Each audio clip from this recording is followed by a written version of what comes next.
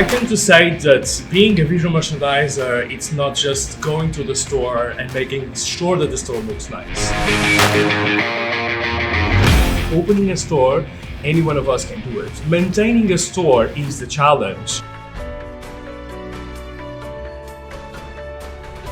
Oh, I think quite strong nowadays. I think visual merchandise has a very high status.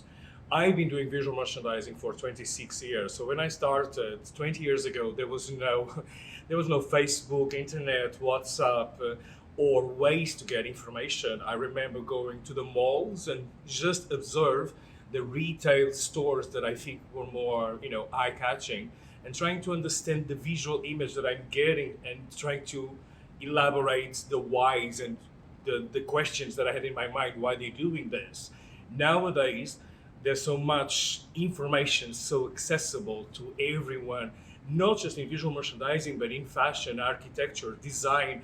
All these arts are related and are linked together. So I think the evolution has become quite huge at all levels.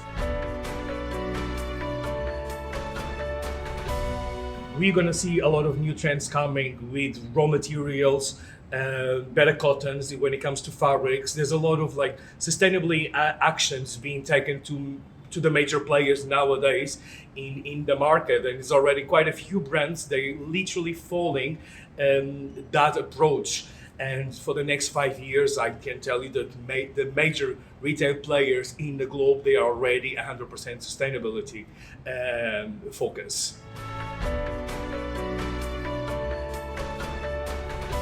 I had the time that I was doing visual merchandising consultancy back in Portugal for a very niche market. It was a ladies' wear, a boutique. It was called Manning, and one of the projects that I had was a Christmas window, and I decided to go very minimal.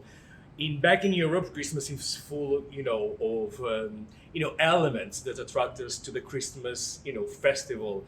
And I remember I've just had the mannequins really high stylish with a lot of accessories, but somehow they were balanced between them. But then when it came to props, I've just applied fake snow in the floor, almost like drawing a map on the floor. So he had a center point, and then I painted some parts of the tree in red and add glitter.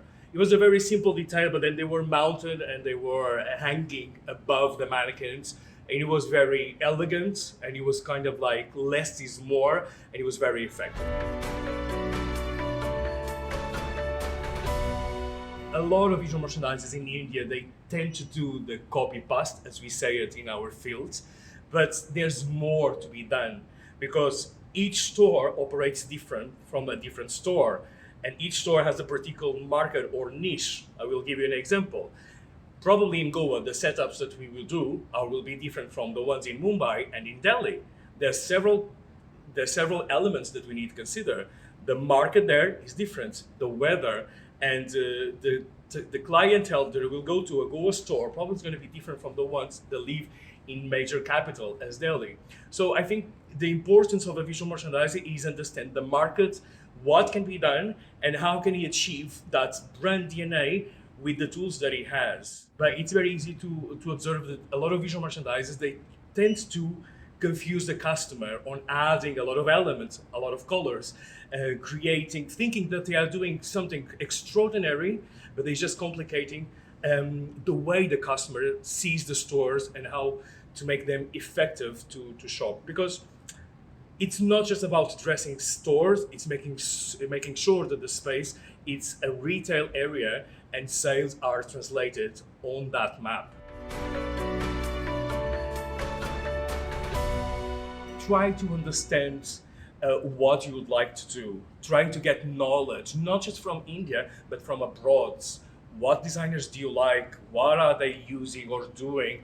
And get to know a bit of, the history, arts and history, they go along together, and they will give you a basic and solid insurance that what you can do. So you need to understand the past to project a bit of the future, and the no is always there. So if you get a no today, tomorrow you might get a yes for the company that you want to work. Don't give up and follow your heart.